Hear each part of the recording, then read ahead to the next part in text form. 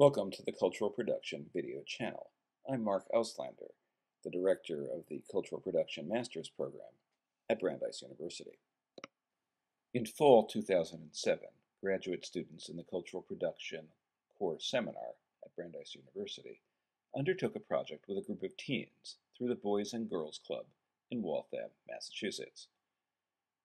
For us in the program, this was an exciting opportunity to apply the theoretical readings we'd been doing on ideology, public art, social reproduction, community transformation, and creative pedagogy.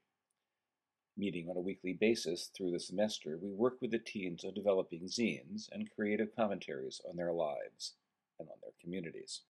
For the culminating project, the youth decided to develop a mural in Thompson Park, a playground and basketball court which had been heavily marked by graffiti taggers.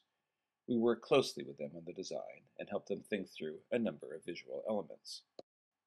They began by dividing their mural between two walls, one full of color, the other monochrome.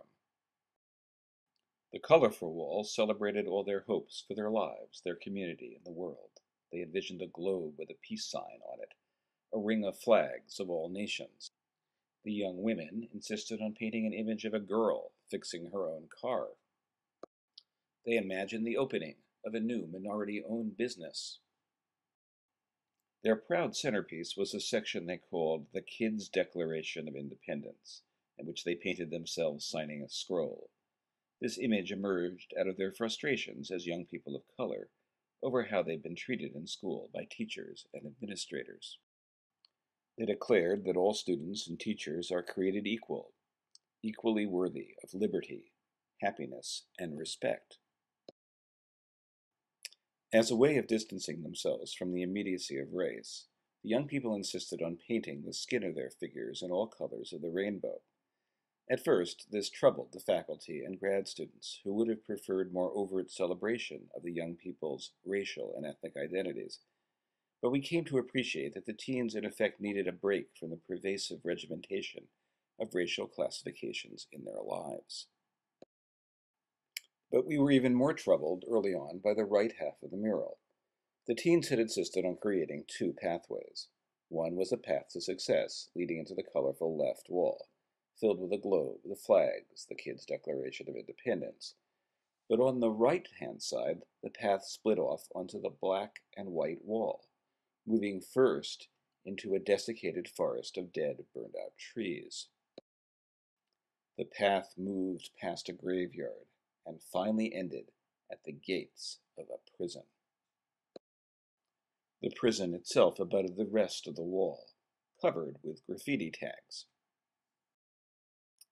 At first, my class found this schema difficult to accept. The stark division into winners and losers, positive and negative, struck us as reproducing precisely the kind of assumptions that deeply constrain low-income youth in our society, telling them that there is only one path to success, and that anyone not on the straight and narrow is destined for the penitentiary and the grave. But as we talked to the teens, we came to understand that they were not simply buying into this Manichaean view of the world. They needed a place to put their profound anxieties about dealing, drive-bys, and the risk of incarceration.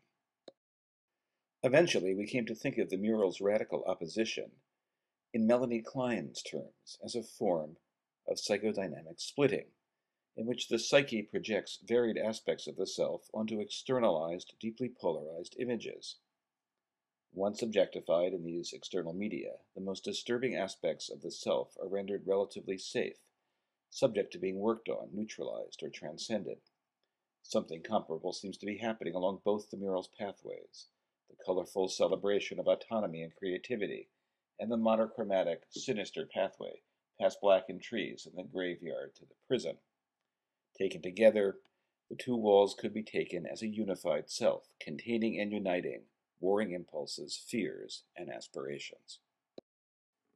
So this partnership between the teens and the cultural production graduate class was mutually enriching. The young people helped us understand that conventional visual celebrations of multiculturalism are sometimes limited, that summoning up the greatest of terrors through art can allow for new forms of psychological and social reintegration, providing a measure of hope and a glimpse of everything that we might become.